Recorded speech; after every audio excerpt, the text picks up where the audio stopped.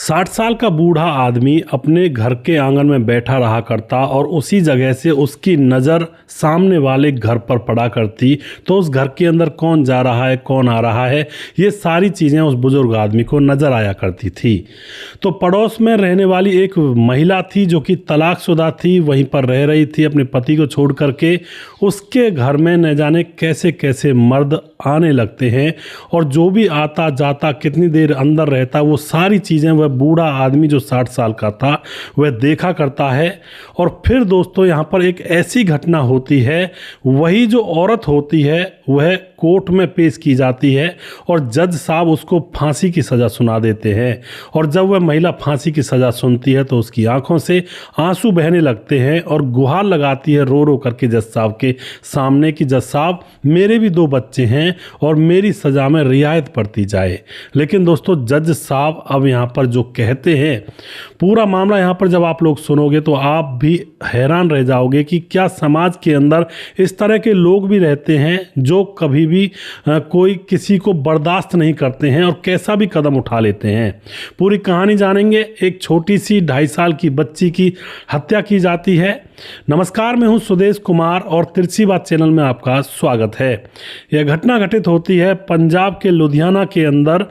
शिमलापुरी एक गांव पड़ता है। उस शिमलापुरी गांव के अंदर हरप्रीत सिंह रहा करता है जो कि पंजाब पुलिस के अंदर कांस्टेबल है और उसके साथ उसकी पत्नी जिसका नाम होता है किरण कौर, उसके 2 बच्चे हैं, बेटा अमनप्रीत और बेटी दिलरोज कौर। दिलरोज कौर 2.5 साल की है। इसके ऊपर आप थोड़ा सा ध्यान रखना, नाम दिलरोज कौर है, 2.5 साल उम्र है इसकी। और इस घर के अंदर हरप्रीत के पिता जिसका नाम होता है समिंदर और माँ होती हैं जिनका नाम होता है हरविंदर कौर। यह भरा पूरा परिवार आराम से इस गांव शिमलापुरी के अंदर रहा करता है और यह गांव बहुत ही अच्छा है। यहाँ पर सभी लोग एक दूसरे की मदद करते हैं और एक दूसरे के सुख दुख में सम्मिलित होते हैं और किसी पर कोई आफत आती है तो उनके साथ लग जाते हैं।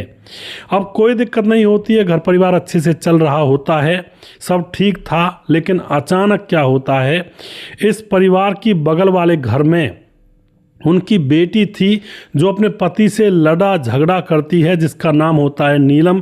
उसके 2 बच्चे हैं और अपने पति से लड़ झगड़ करके अब वह पति को तलाक दे करके यहीं इसी गांव में इस परिवार यानी कि हरप्रीत सिंह के परिवार की बगल वाले घर में अपने मायके में आकर रहने लगती है। उसके माँ बाप भी थे। अब यहाँ पर क्या होता है दोस्तों, ठीक है, रहने लगी, नहीं बनी पति के साथ, कोई दिक्कत नहीं है, किसी को क्या परेशानी है। पर यहाँ पर उसके जो बच्चे होते हैं वो थोड़े से शरारती थे। 2 बच्चे उसके जो थे वह पड़ोस के बच्चों से लड़ जाया करते और कलेश कर दिया करते और शिकायतें लेकर आया करते थे। तो पड़ोस में रहने वाले हरप्रीत सिंह के पिता समिंदर जी और उनकी जो बच्चे होते हैं, 2 बच्चे होते हैं, एक बेटी होती है यानी कि पोती होती है दिलरोज कौर, उनसे भी वो लड़ जाया करते हैं। अब यहाँ पर रोज़ रोज़ शिकायत नीलम के पास जाने लगती है कि तुम्हारे बच्चे बहुत शरारती हैं और बाकी बच्चों से लड़ते हैं, इसलिए नीलम से जाकर वह पड़ोस के लोग कहा करते हैं। अब यहाँ पर क्या होता है दोस्तों, ठीक है, नीलम से कह देते हैं, वो अपने बच्चों को थोड़ा डांट देती है। लेकिन कुछ दिन के बाद अब नीलम के घर पर अजनबी लोगों का भीड़ जमावड़ा इकट्ठा होने लगता है। एक आता एक जाता, कभी 2 आते कभी 4 आते। अजनबी लोग थे, उनको कभी इस गांव में देखा नहीं गया था। और नीलम कौर के कमरे के अंदर वह 1-1 2-2 घंटे रुक करके जब जाया करते।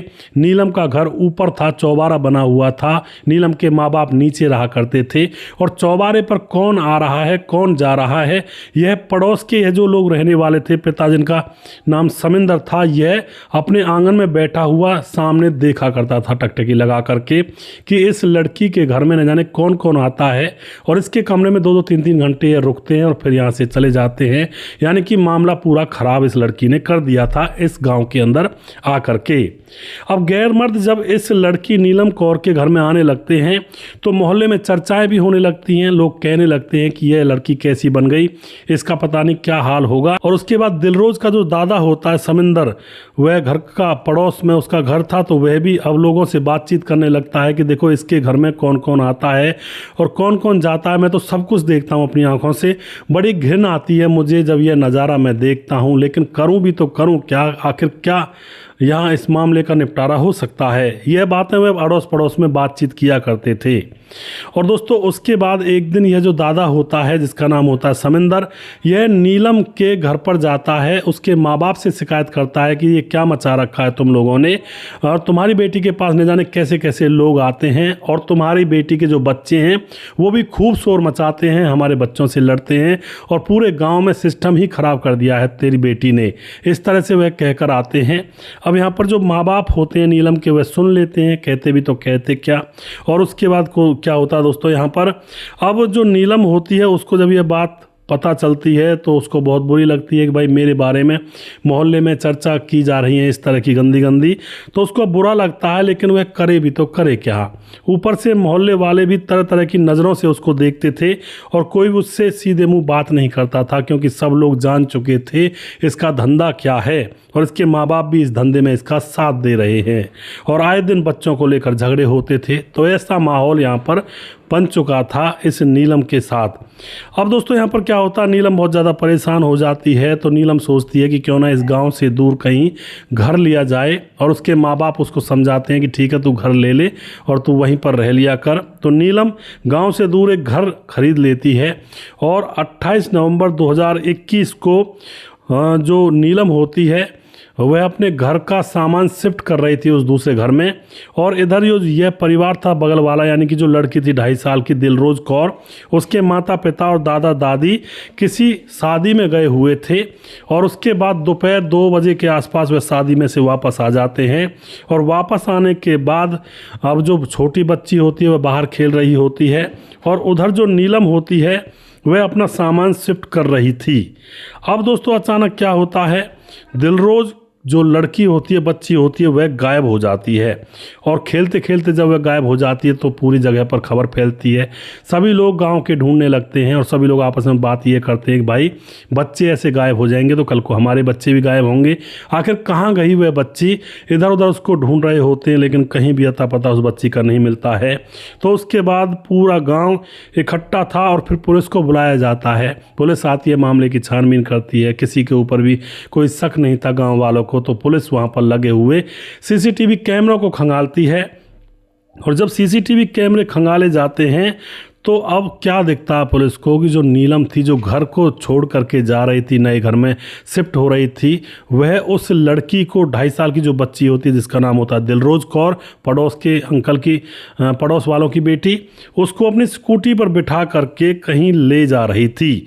अब तो यह बात जब सभी लोगों को पता चलती है, गांव वालों को भी पता चल जाता है कि ये क्या हो गया, नीलम उस बच्ची को कहाँ ले गई, तो मोहल्ले के लोगों ने पुलिस के सामने ही उस लड़की को पीट दिया था जब पुलिस उससे पूछताछ कर रही थी, और गांव वाले बहुत ही ज़्यादा क्रोधित से थे उस औरत पर। और उसके बाद पुलिस ने उससे पूछा कि आखिर तुम कहाँ ले गई थी, लेकिन वह कहती है कि नहीं मैं कहीं नहीं ले गई थी। लेकिन जब उसको वीडियो दिखाया जाता है सीसीटीवी का, तो वह फिर अंदर से टूट जाती है और कहती है जी हाँ मैं ही ले गई थी। और वह बताती है कि जालंधर रोड पर एल्डिको वैली के पास एक खाली प्लॉट पड़ा हुआ है, वहाँ पर मैं ले गई थी। उसी वक्त दोस्तों पुलिस के पास फ़ोन आता है। जो एल्डिको वैली का एक सिक्योरिटी गार्ड होता है वह पुलिस को बताता है कि साहब यहाँ पर एक महिला स्कूटर पर एक बच्ची को लेकर आई थी, और वह आधे घंटे बाद वापस निकलती है इस प्लॉट के अंदर से, और उसके बाद उसके साथ बच्ची नहीं थी। और मैं ये सारी चीज़ें गौर से देख रहा था कि ये इस प्लॉट के अंदर आखिर क्या करने के लिए जा रही है, एक औरत और एक बच्ची। लेकिन वापस जब ये औरत आई तो इसके साथ वो बच्ची नहीं थी। और दोस्तों अब यहाँ पर क्या होता है, अब पुलिस अपनी छानबीन और ज़्यादा बढ़ा देती है, और उसी जगह पर नीलम को लेकर के वहीं पर पहुँच जाती है। और वहाँ पर जाकर उस प्लॉट के अंदर जब पुलिस देखती है तो वहाँ पर एक ताज़ा खोदा हुआ गड्ढा था जिसके ऊपर माटी डाली गई थी, और फिर उस गड्ढे को खोदा जाता है तो उसके अंदर दिलरोज 2.5 साल की बच्ची उस गड्ढे के अंदर मिट्टी में दफन हुई मिलती है। लेकिन जैसे ही उस बच्ची को निकाला गया था तो उसकी कोई सांसें अभी तक चल रही थी। दोस्तों अजीब बात है। और उसके बाद उसको ले जा करके हॉस्पिटल में जब दिखाया जाता है तो डॉक्टर कहते हैं कि ये अब मृत हो चुकी है, यानी कि इनकी मौत हो चुकी है, और कोई ट्रीटमेंट डॉक्टर नहीं कर पाते हैं। अब उसके बाद दोस्तों नीलम से पूछताछ की जाती है अच्छी तरह से। तो अब नीलम पूरी डिटेल में उनको बताती है कि मामला क्या था। नीलम बोलती है कि इनके जो दादा थे वो हमेशा मेरे बच्चों को कोसा करते थे, और बच्चों को लेकर हमारे बीच में लड़ाइयाँ भी हो जाया करती थी। और वह सोचती है कि अब जब जब मैं दूसरे घर में जा रही हूँ तो क्यों ना मैं बदला लेकर जाऊँ। और उसके बाद उसके मन में एक विचार आता है, जो दिलरोज होती है वह वहीं पर खेल रही थी दोपहर में, उसको चॉकलेट देती है। दिलरोज उसको जानती थी, आंटी मतलब पड़ोस में ही थी वो, तो दिलरोज को वह चॉकलेट दे करके अपने स्कूटर पर बिठा लेती है और उसके बाद उसी खाली प्लॉट में ले जाती है और वहाँ जा कर के उसके सर में पत्थर मारती है। तो वह बच्ची रोने लगती है। अब उसको लगता है कोई आना जाए तो उसके मुंह में मट्टी भर देती है और मट्टी भरने के बाद दोस्तों अब उसको वहीं पर गड्ढा खोदकर उसके अंदर मिट्टी में दफन कर देती है। इस तरह से उसने ये वाक्य बताया था, मैंने ऐसे किया। गांव वाले बहुत क्रोधित हो जाते हैं कि इसको फांसी होनी चाहिए, यह हत्यारन है। अब यहाँ पर दोस्तों पड़ोसी बोल रहे थे कि भाई पूरा परिवार गंदा है इनका। पुलिस के सामने बोलते हैं पड़ोसी कि पता नहीं कहाँ से कमाई आती है इनकी, आप इनसे पता तो करिए कि आखिर ये क्या कमाते हैं। ना कहीं नौकरी जाते हैं, ना कोई इनका बिजनेस है, लेकिन फिर भी इनके ठाट बाट अलग ही तरह के हैं और इस काम में इसके माँ बाप भी शामिल हैं। अब ये बात है पड़ोसी बोल रहे थे। उसके बाद पुलिस अपनी चार्जशीट तैयार करती है और उसको कोर्ट में पेश किया जाता है।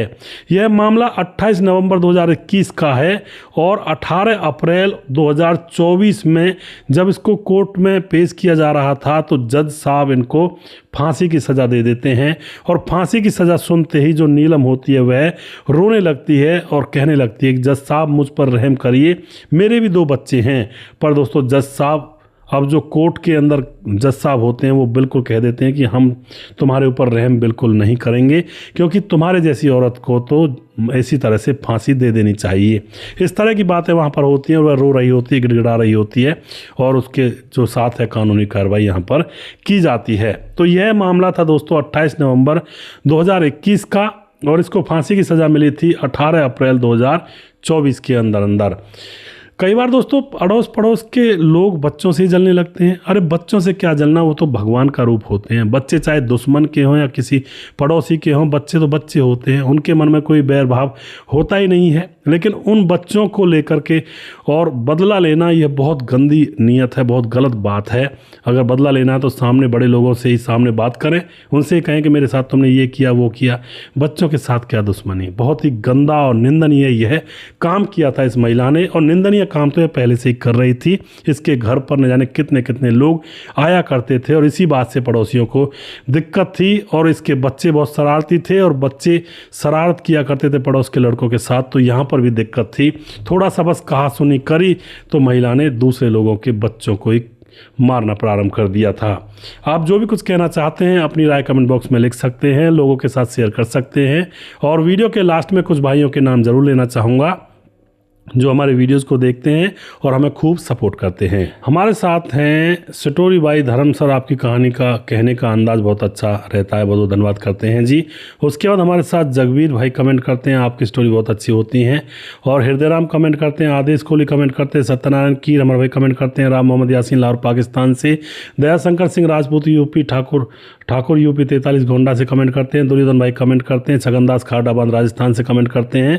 और उसके बाद हमारे साथ हैं अभिनव वर्मा कमेंट करते हैं और राम बहादुर सिंह कमेंट करते हैं जो कि कमेंट करते हैं रायगढ़ छत्तीसगढ़ से कमेंट करते हैं, बहुत धन्यवाद करते हैं भाई का। और उसके बाद हमारे साथ पवन कुमार कमेंट करते हैं और साहब सिंह जिला बिजनौर से, श्यामलाल चौधरी नौका बीकानेर राजस्थान से कमेंट करते हैं, कुमार विमल कमेंट करते हैं, राधे श्याम शर्मा सिरसी जयपुर राजस्थान से हैं। और उसके बाद हमारे साथ है, मेरा नाम वनराज है भाई, जलगांव महाराष्ट्र से हूँ। और कैसे हो भाई, मेरा नाम ज़रूर लें। जी बिल्कुल, आपका नाम ज़रूर लिया है। सर्वेश कुमार कमेंट करते हैं। और उसके बाद कुछ भाई और हैं जो कि हमारे वीडियोज़ पर लगातार कमेंट करते रहते हैं, उनका भी मैं यहाँ पर नाम लेना चाहूँगा, जिनमें हमारे साथ सबसे पहले हैं, एक मिनट रुकिए, हमारे साथ राम गोसाई हैं और जो कि कमेंट करते हैं, भाई जी बाप भी क्या कर लेगा जब आम जनता साथ न दे। भीमदत्त जोशी कमेंट करते हैं और सिक्रम राज हैं, समाधान पाटिल जलगांव महाराष्ट्र से हैं, योगेश तोमर कमेंट करते हैं। और उसके बाद हमारे साथ राजेंद्र धेरू कमेंट करते हैं, सुदेश भाई राम भाई साहब, ये कहानी दिल दहला देने वाली है। जी बिल्कुल भाई साहब जी। और सुरेश नायक कमेंट करते हैं और बहुत अच्छी वीडियो लगती है सर आपकी, हमारा भी नाम लीजिए। सुजीत कुमार कमेंट करते हैं, नमस्कार गुरुजी, राधे राधे। बालाजी सरकार कमेंट करते हैं और अरविंद राठौर जिला मध्य प्रदेश से। और उसके बाद हमारे साथ हैं देवेंद्र कुमार, हमारे देश में हादसा होने के बाद काम किया जाता है। जी बिल्कुल, राम गोसाई किसी नेता का बेटा होता तो ये नगर निगम वाले उसको बचा लेते। पंकज कुमार सुदेश भाई नमस्कार, आपकी स्टोरी बहुत अच्छी लगती है, बहुत धन्यवाद करते हैं जी। प्रवीण बघेल से पुरी से, मुकेश कुमार यूपी 83 से, विंध्याचल राजभर कमेंट करते हैं, ललित कुमार देवांगन, सूरज डी अमर भाई फिजी से कमेंट करते हैं, Tajil Rahman good morning from Sydney Australia भाई, वेरी सैड स्टोरी। जी बिल्कुल ताजिल रहमान बहन, और ये बहुत गलत हुआ था उस लड़के के साथ। सुजीत कुमार गुरु जी बहुत बहुत दुखद कहानी है, जो लड़का डूब गया था कार पर बैठा हुआ, गड्ढे में कार गिर गई थी तालाब के अंदर, उसके ऊपर कमेंट आ रहे हैं। और उसके बाद हमारे साथ अगले हैं रजत सैनी हमारे भाई, लगातार कमेंट करते हैं, ब्रजेश राजभर कमेंट करते हैं, मोनू जैन हैं, लक्ष्मण धेलू कमेंट करते हैं। बहुत बहुत धन्यवाद करते हैं आप सभी का। और बाकी जो बचे हुए भाई हैं उनका नाम मैं अगले वीडियो में ज़रूर लूँगा। अगला वीडियो बहुत जल्दी फिर से लेकर आऊँगा, तब तक आप खुश रहें, सावधान रहें। जय हिंद, जय भारत।